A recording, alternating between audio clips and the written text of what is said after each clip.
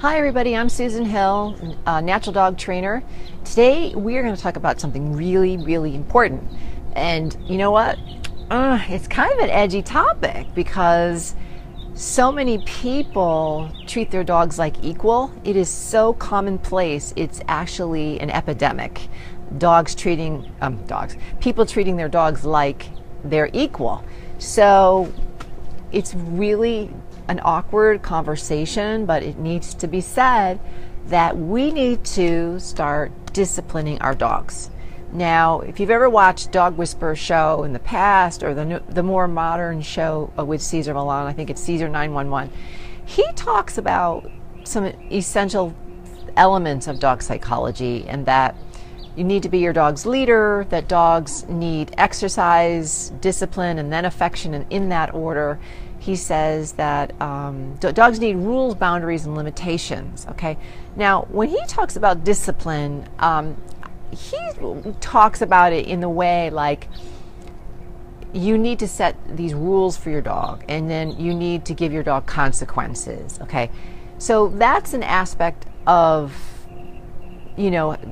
making sure that your dog doesn't get away with stuff. And what happens is that most people spoil their dogs, and that they allow them on the furniture, and then they give them way too much affection, and they don't make their dog do anything. And by that I mean not even like obedience training, but they don't make their dog earn anything. They just freely give everything to their dog, and this is a form of humanizing. And so when we do that, we're treating our dogs as equals. And the problem with that is that dogs can't respect you because their psychology is very different. They're coming from the place that they need somebody to be a leader, and they need to be a follower. But if you're not going to be that alpha status, then they'll jump into it because there has to be somebody in that position. So when we have a dog that's spoiled and does these bad behaviors, this part, the discipline part, is missing. And so what do I mean by discipline? What? Discipline is using touch to snap a dog out of either reactivity, where their nervous system and their hormonal system drives forward so hard and fast that they can't stop what they're doing, such as an aggression, fighting.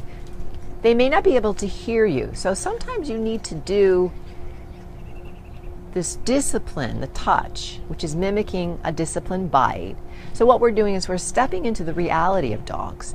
We're looking at their psychology, and then we're utilizing that language so that we can change their behavior. And I don't even want to use the word manipulate, but we're learning how to speak their language so that we can get the relationship with them that's healthy and balanced, not a relationship that's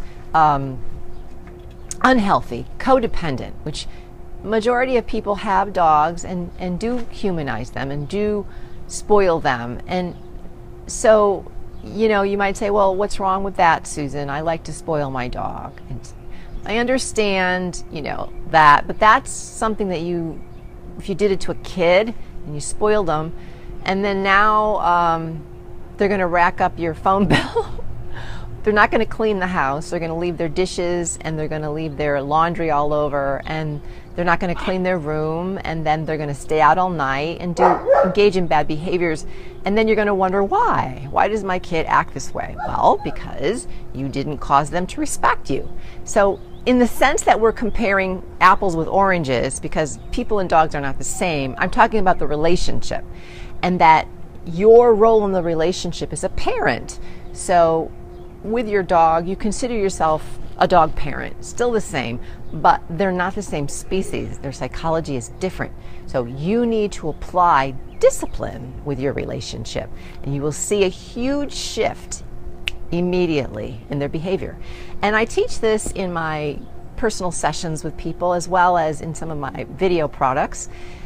And I'm talking to you today because people have an issue around discipline. They seem to think it's bad or wrong when it's not. I'm not talking about, hurting your dog and beating him up and, doing that. I'm talking about using discipline to get your dog to stop his bad behavior and to look to you as an authority figure. Once you have that balance of power in your way, then now you can have a more loving relationship. But the trouble is that most people go immediately to this love and affection, and they never develop themselves in the relationship. They never establish themselves in the relationship as the alpha. They don't do it. And when you get a challenger type dog, well, now you're in trouble. So I hope this helped. Let's just start to get this in our mind, because you can do formal obedience training with the commands, but unless you have this piece and you have a challenger dog, it just won't work. So if you have a difficulty with your dog, go ahead and comment below. I'd love to hear it. There's my dog.